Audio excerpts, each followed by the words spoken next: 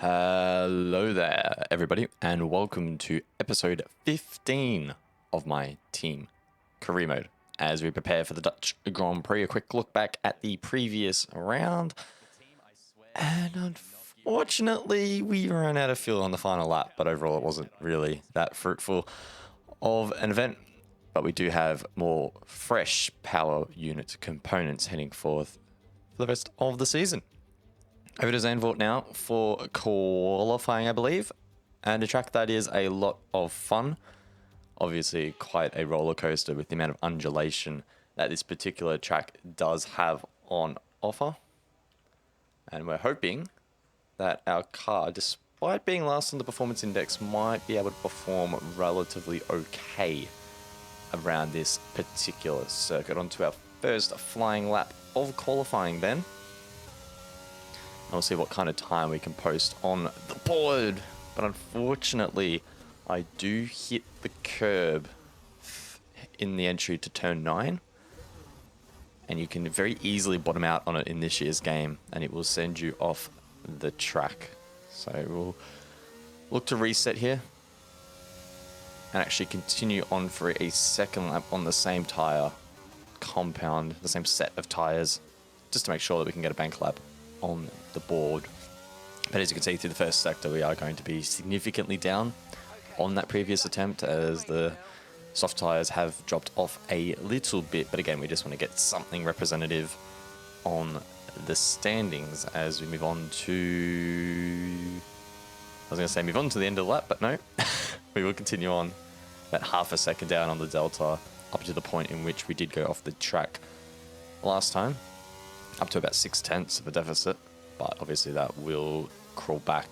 We move on though, and that lap was actually good enough for P20. We know, however, that there's a lot of time we can find, particularly through the first sector, 0.2 on the run up to turn 3, the bowl-shaped hairpin.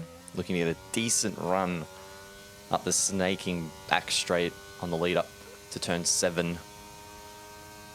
About half a second up, so we're doing okay, but we know there's still a couple of tenths we can find compared to that very first lap where we did go off, and there we go, an 8/10 improvement. So really happy with the lap so far. Now it's just about hooking up the rest of it and ensuring it's relatively clean. The question will be, of course, is that good enough to get us into Q2 and avoid the elimination zone?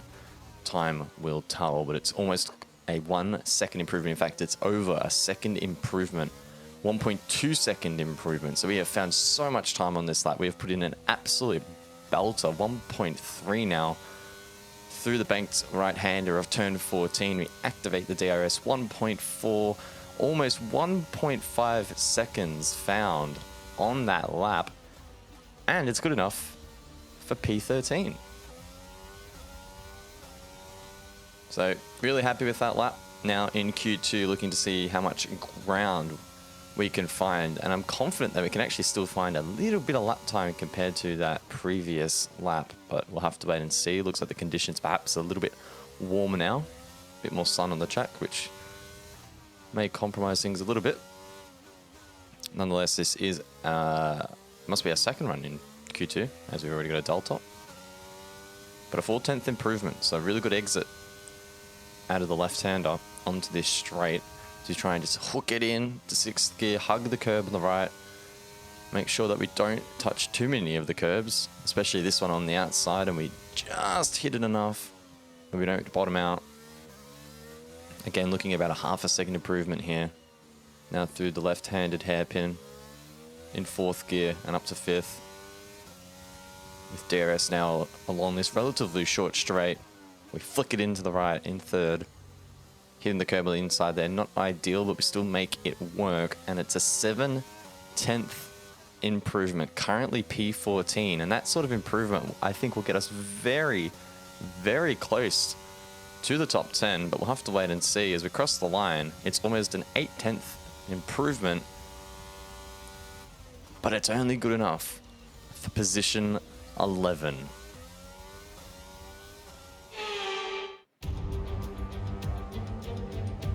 For years, the passionate Dutch fans have been easy to find trackside in races across Europe. Here this weekend, it's even easier to find the Dutch fans as they have a race to call their own once again.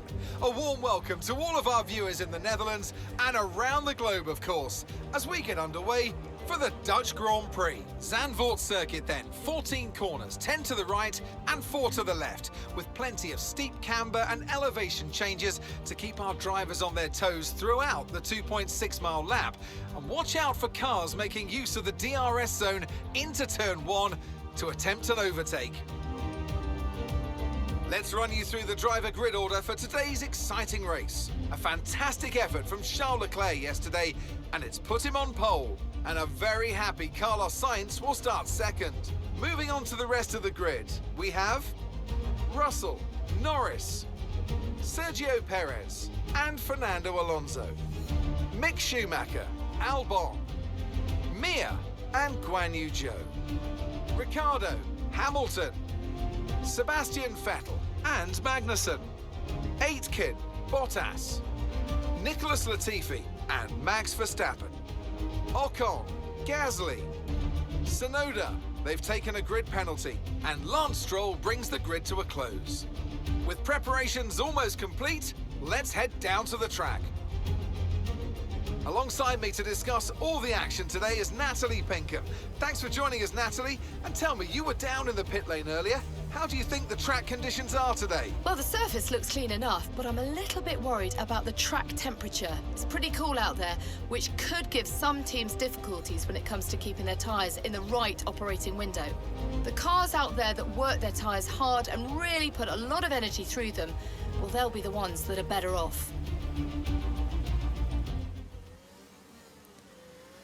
Here we are then for the formation lap of the Dutch Grand Prix, and we are actually being bumped up into position 9, so already in the points. Albon is ahead, Schumacher as well, 2 cars that could be within reach over the course of this race, so this could be very, very exciting. We're starting on the softs, some of the surrounding cars on the mediums as well, so we should have a grip advantage in the opening phase of this race, but those may also drop off later on, so we will have to wait and see. All about trying to get the best launch we possibly can here off the line. We park perfectly, and we just wait now for the lights to extinguish, get held for a while, but away we go. You can see us on the right-hand side of the screen now, getting a decent run, and we look around the outside of the Haas, and we dive down the inside. We've gotten such a good launch. 3 wide with the McLaren and the Red Bull, and now we are up into position 4. That has been an incredible start. We got a great launch, we found a gap, and we went for it. Now going side by side with George Russell down this straight.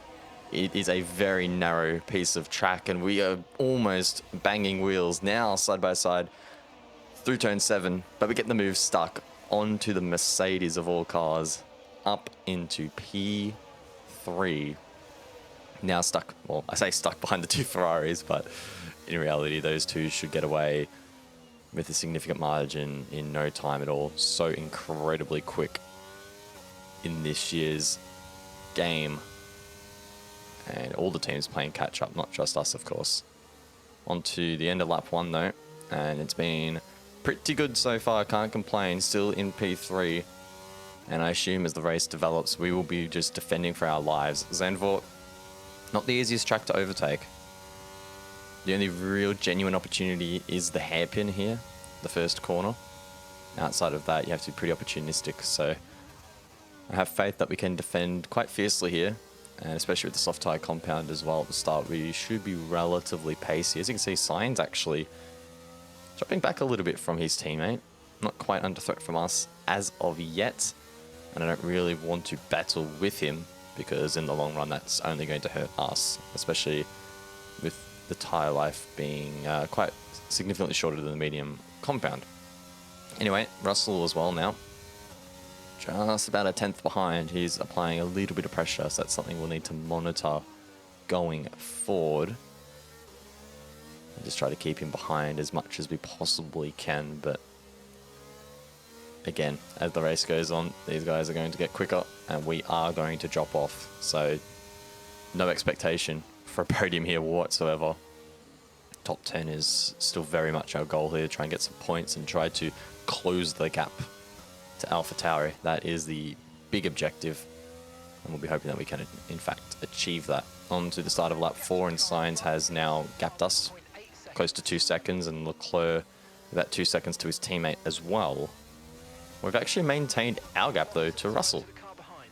But he gets a really good run and dives it down there inside. Russell into turn 3, ultra aggressive. He was a long way back when he went for that lunge. Don't know if that move was really on. We tried to give him space. But as we move on, you can see the train developing behind us and our teammate. So the Guz F1 team doing a really good job here at holding up the pack and not allowing overtakes, which, again, is our strategy. We have to park the bus as much as we possibly can in this race. Got to be super careful through that third turn, though. The AI seem to be very excited to go for overtakes there. On to lap 10 now. Sainz 10 seconds ahead. Norris is now behind as the Mercedes, I believe, have pitted. Now still on the soft tyre compound, though, and they will be starting to drop off quite significantly, going off a little bit of a cliff at this point in time. So it may get to the point where we need to concede to Norris and let him through without wasting too much time. We go a little bit wide into the turn 10 hairpin. But I'm actually going to contest it. I don't want to give up this position too easily. We go down the inside into the tight right-hander of 11. Still side by side through 12. We make a little bit of contact. I think I gave enough room. And we will retain that position. So still P3 in this race. Kevin Magnussen out of the session. He's parked it on the runoff area of turn 11. And he's probably pretty far out of the way, so I don't think there'll be a safety car called for this particular incident. Our teammate pits, and I'm assuming our window will be opening up quite soon. As you can see, the AI again down the inside of 3, that's Norris. Superior traction on the exit, and he gets us. Meanwhile, our tyre wear quite severe, and we've also had a DRS fault, so no DRS at the moment.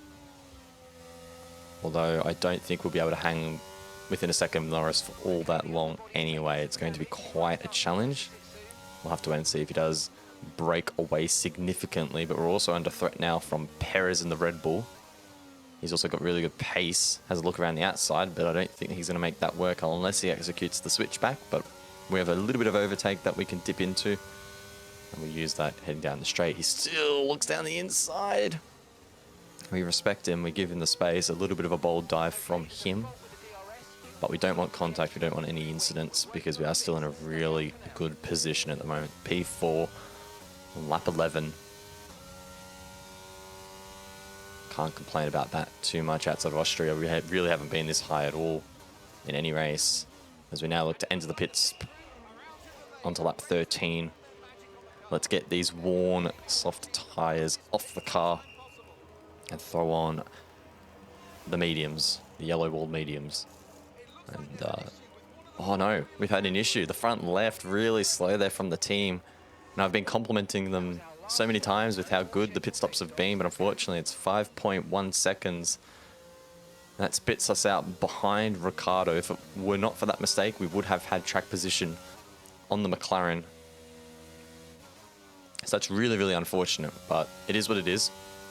As more pit stops come through, we get elevated back into position 8 as we now hunt down Schumacher. And we are on an aggressive tyre strategy here. The rest of the AI, at least around us, onto the hard tyre compound, whereas we are on the mediums. And we might have some good initial pace here to really attack Schumacher. See if we can get up into P7. I think that due to the nature of our strategy and losing some of that track position, there are cars that have jumped ahead of us, namely the McLarens, and they're probably not going to be reachable for the rest of the race. So Schumacher's probably our best bet in terms of the best position we can finish. P7, that's a good bank of points. So we're going to be really aggressive here. DRS, using all our overtake across the start-finish line. It's a purple final sector, and we just dive it down the inside. Great move there onto Schumacher. Aggressive, but I think it was fair. And we'll look to soldier on now and do our very best to retain P7 in this race. Our best bet for finding more positions would probably have to be a safety car. So fate not really in our hands in that department. We're also under threat now from Russell in the Mercedes. We had a great battle on the first lap, side by side, running up that straight. And now I'm going to have to try and hold him out for just over 10, 11 laps. So that's a pretty tall order when you consider the performance discrepancy, but Zandvoort is tricky to overtake. So if we can be really strategic with our overtake and defend on the straights where we need to, we might be able to hold him behind for quite some time. Into the first sector now, and I'm wary. Turn 3, the banked hairpin. I know he's probably going to have a look. We open the door a little bit and we make contact.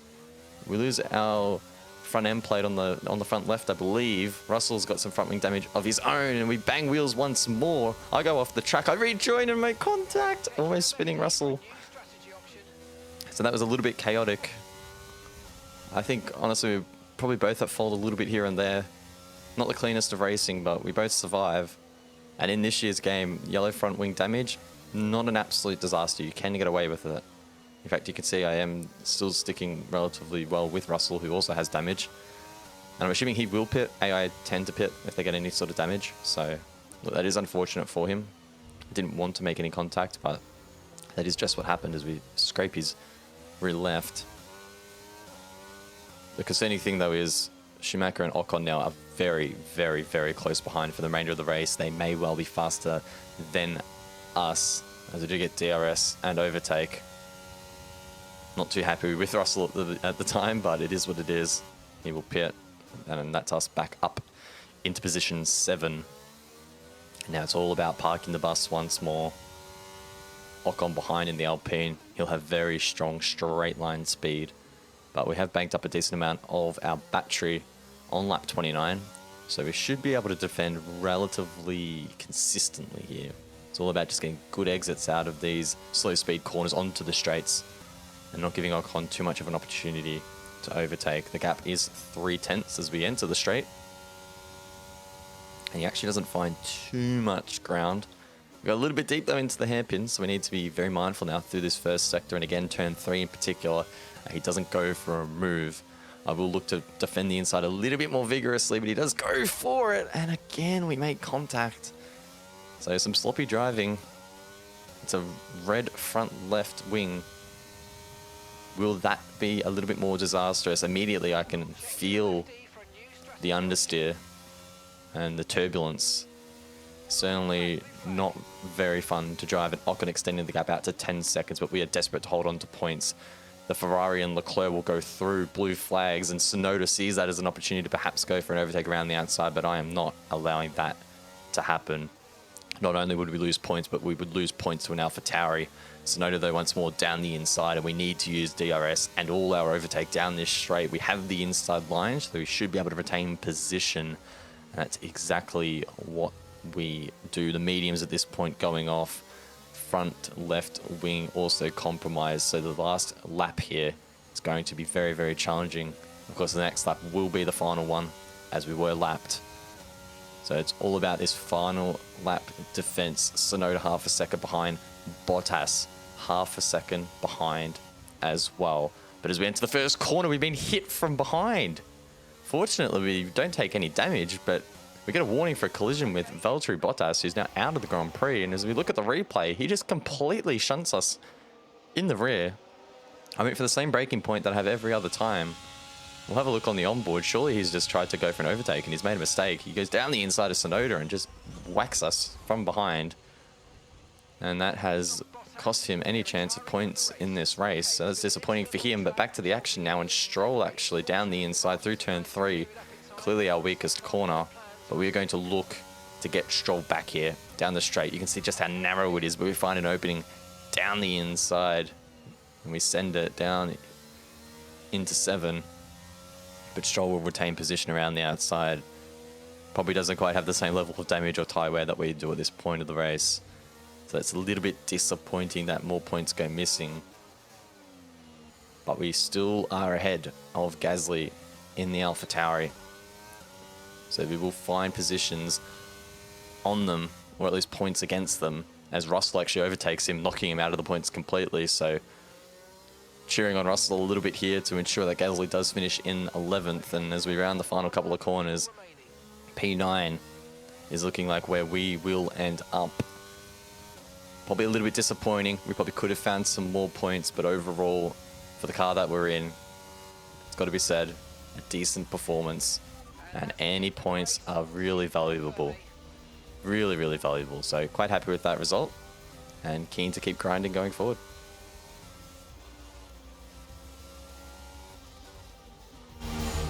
A difficult race then on a circuit that demands complete concentration, but they persevered to take the win here today.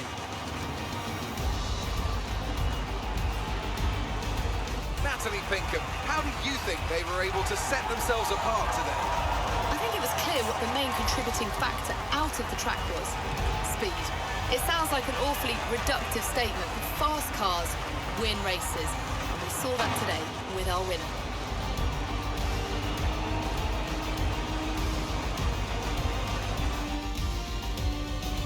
Here come our winners now, a thrilling race and a tremendous effort by Ferrari. Their history is well known, so it's no surprise to fans the world over to see them come out on top once again.